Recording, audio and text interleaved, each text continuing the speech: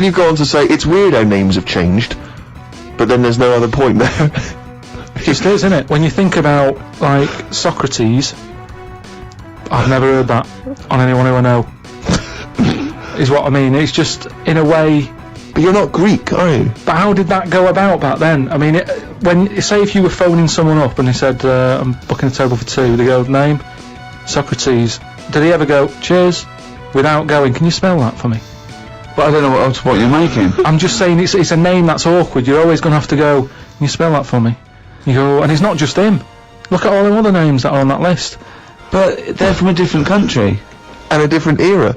Yeah, I know, but the names, I've been to Rome and stuff, and you sort of go... What, ancient Rome? Just Rome.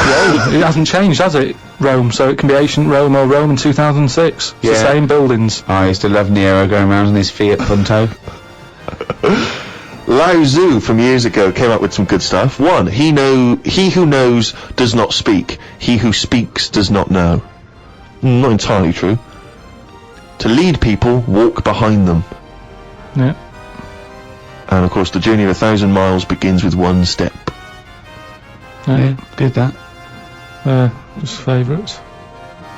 Maybe this is why people are at the start line spectating at the Commonwealth Games. In Olympics and stuff like that. If you're going to watch, don't stand around the start line. Go to the end, where you see the winner. But because of that saying, it actually makes sense, doesn't it? It's like, well, every step starts with a step, or whatever. Say it again? Every race, you know, you've got to start with a step. Yeah. So, which is, who am I talking to now, you or your brain? Well, I was thinking about it a bit, so I think I was in control of it a bit more. So, and what have you come up with? Just, if you want to stay at the start line, do. What does that mean? I'm just saying, if you're into I wouldn't watch a race, right? Okay, is this you or your brain I'm talking to now? This is me. Okay. I wouldn't watch... Are you gonna bring the brain into it, or is it, there's no... I don't know, let's just see what happens. Okay. But all I'm saying is, right, if I was to watch a race, yeah, I wouldn't hang about the start line, because... Well, you just said you would. What, did I? Yeah, you said that's the place to start, because every race starts with a step. No, but I wouldn't normally. Right, I wouldn't watch any The race. brain definitely hasn't been used yet. No, is this you or your brain you're talking about now? I'm just saying about me, if I was on holiday, yeah, and Suzanne said there's a race going on down the road, yeah, I'd go, well, let's go, keep going down the road and stand at the finish line. Okay, but now according to Lazoo, yeah, I'd say, well, hang on a minute, every race starts with a single step. Yeah. How many people around the start line? Is there more room there? She goes, yeah. I'll go, let's go there then, it's less busy. Right, and what would you see there then? I'd see people starting the race, but I wouldn't be that impressed with them, because I'd go, well, I don't know if any of these are any good. So would you start at the start or the end then? If it was down to me, I'd just probably stay at the finish line. Okay, so you wouldn't want to see the first step then? So what do you think of Lazoo now then? It's not what, but I wrote down 3 of his. That one isn't my favourite, that was the 3rd. I preferred the leading people from behind. Okay, and what would you do to lead someone now then? Well, if you're behind, you don't have to take responsibility, do you? You can go, well, I didn't send you here, you went there. That's not really leading them, though, is it? Yeah, because I've made them think. I've gone, they go, oh, I've just walked into a big hole.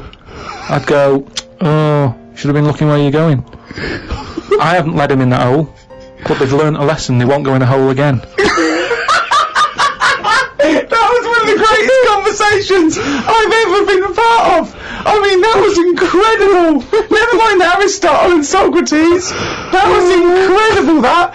If someone's out there, could they make a transcript of that? Because I think that, you know, in 1,000 years' time, that'd be amazing.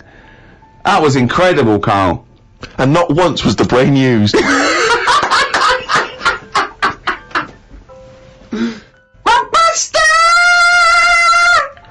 That's the jingle there for Rockbusters, the one of the most hated quizzes in the history of mankind. Joking, aren't you? The people loathe it. I'm loving it. It's the last one anyway, so just get over, just do the answers. Hold on, we can't do another one though, because we can't give the answers out, so this just... Yeah, this is the last one, it's just the answers for last week for people who are doing it. Okay, well, small mercies. The first one that I gave you last week was, the initials were CK, right? Yeah. The clue was, do you know the songs that you sing at Christmas? Yeah. That bloke over there is the best at singing them. So what the songs you do? Carol King. Carol King, Right, yeah. well That works. done, yeah. That works. Very Right. well done. The second one, MG. I told the homosexual man that the grape tree was mine. Right? MG. Gay. Yeah. Marvin Gaye, obviously. Marvin Gaye. But how do you get to Marvin? What's it? That's my vine, isn't it? I told you. My Vine Gay? Yeah. My Vine. Yeah. And the last one. My Vine Gay. That's shocking. It's And the last one, it was. shit. The last one, the initial was S. I said, I asked you if you believe in Father Christmas, what would you say?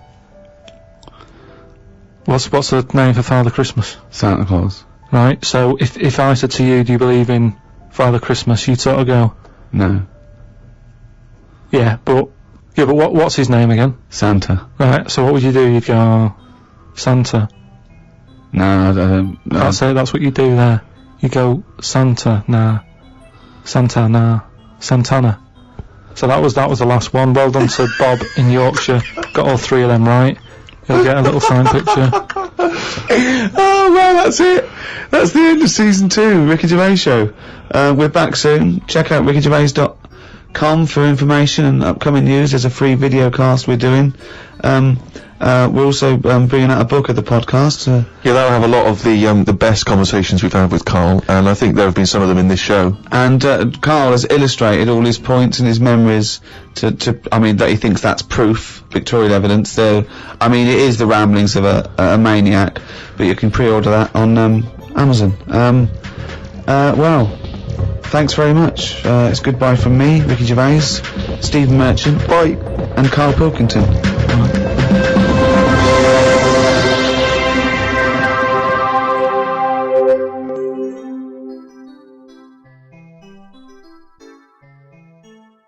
Audible hopes you've enjoyed this programme.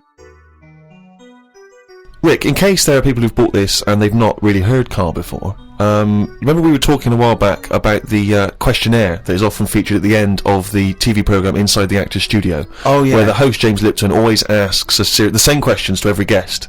And it's just supposed to sort of, get their creative, juices flowing, their mind working. We did ask Carl some of them. We never completed the questionnaire. Oh, let's go fire a few more at him. And that'll also introduce people to the way his mind works a little bit. Okay. Question 6. What sound or noise do you love, Carl? There isn't really one that I love. Nice noises, like the ones you get, like I like going in the park, right?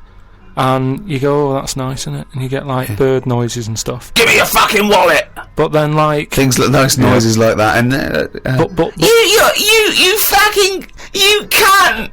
Why did you fucking sleep with her? It's lovely in the park, isn't it? But with those bird noises comes a bit of stress, right? Because I was in there the other day, and like I say, little bird noises and that, and a little robin was there, and I thought, that's odd, that's out early, right? Because it's like sort of summertime, and then it got like a little worm, right? And I was like, hey, put it down, right? Sorry, whoa! What do you mean? Because Why are you interfering? Why were you interfering in nature with a robin taking a worm? Just because it was a nice sunny day and that, and I thought, you see, worms normally come out when it's raining, don't they? And you go, well, I bet they're happy to die, in a way, because it's chucking it down, it's miserable. They come to the top of the soil then, don't they? Yeah. When it's miserable. But it was a sunny day. That's they don't drown, I assume. No, it's not that, is it? It's just that they hear the water or something falling on the ground, and they go, what's going on? And they come up to see what's happening. What? No, wait, but why do they come up when they think it's raining? Because they're hearing, like, knocking on their land, and they're going, who's that? And they come up. Sorry, wait a minute. But why do you think they come up when it's raining? Because they're hearing the noise of the rain. Yes, but they know what it is. What am I doing? Why am I talking like him? Of course they don't know what it is. Look. Can worms hear stuff? Yeah. Well, they got. You don't know anything, Carl. But I assume they can sense vibrations and so on, but they can't hear in the way we hear. No, they don't have ears, can't. do they? Of course they can't. Well, whatever, right? So all I'm saying is that. But what was this thing about these worms? They hear the tapping and go, oh, what's that? Right, tell us. Okay, so start. You're a worm, okay? It starts raining. Tell me your thought process. Well, you just kind of, you're down there, you can't see anything, it's dark anyway. Yeah. So and you hear have about eyes. this, don't you? You hear about blind people have got really good ears. And it's No. the same with a word. No, they do. It's an extra sense. They No, say, it's not. That's nonsense. That's nonsense. They start getting used to relying on them more, but it doesn't. So you don't turn into bionic woman because you lose your eyes. No, but you do, because you use them more. If you use something a lot, you get better at it. So their ears are good. So all I'm saying is, so this rain's coming down. I don't know who to believe here, Rick. The rain's coming down on the land. The worm goes, "What's going on?" The worm goes, "What's going on?" He wiggles up to the top. So what does he do? So it goes up and it sort of sees it's raining, and then it goes back down again, doesn't it? But that's what I'm saying about the. What do you mean? What is this world where he goes, "Oh, it's just rain again"? Oh, so that's the 400th time I've been caught out this year. It's rain. I'll remember next time. I won't come up. What do you think a worm is capable of in terms of cognitive thought? What do you mean? Well, a worm can basically tell certain chemicals and certain light patterns. That's all it is, really. Yeah, and It's not thinking. It's not choosing its favourite food. but you it's- don't know that. It's the same way you're saying to me, I don't know what a worm's thinking. You don't know what it's thinking. I know it's not thinking. You don't know that, though, is what I'm saying. You don't know what things are thinking. Everything thinks. doesn't No, it? it doesn't. No, it doesn't. No, the thinking. There's something in this room that's not. All right. What about this one then? What about flowers? Do you think they've got A mind. a feeling? Because here's something that Again, they use phototropism. They go towards the sun. They close and All right, open. well, here's- Can you they stop grow. using long words, Rick, like sun? Listen. Do you know I've been to my mum and dad's? Right, I was Yeah. talking to my mum about stuff, All right. and she was saying how this flower solved a crime. What happened was there was a murder, right, in an office. So they said it's obvious that someone who works in the office did this murder, because that person's only a sort of a typist. He has, they've done nothing wrong. So they said that's narrowed it down, right?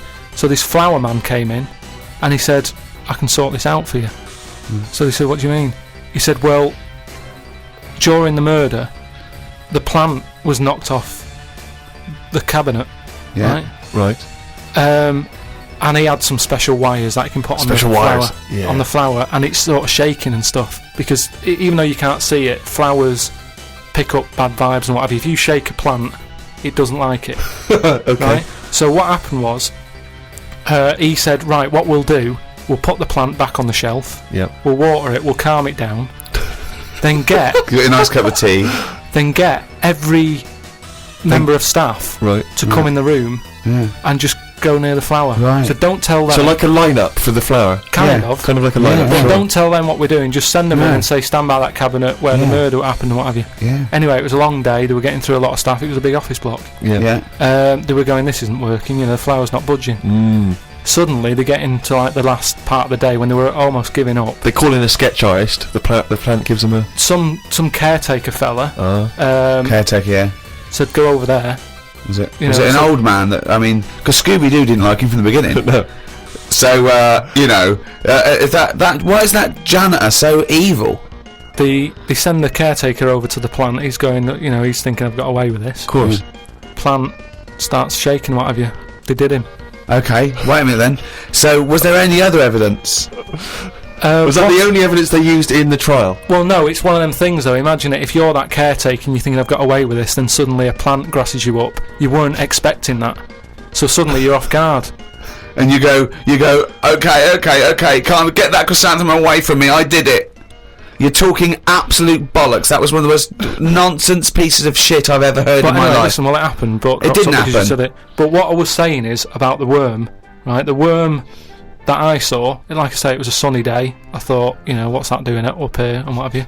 So anyway, so this robin that I saw that was eating the worm, it had hold of it, and I thought it's a sunny day and that, give the worm a break sort of thing. So I went, oh, like that, and it sort of dropped it in shock. But then when it realised I wasn't that near it, it picked it up again and swallowed it. And I just thought, oh, do you know what I mean? I don't know what you mean, no.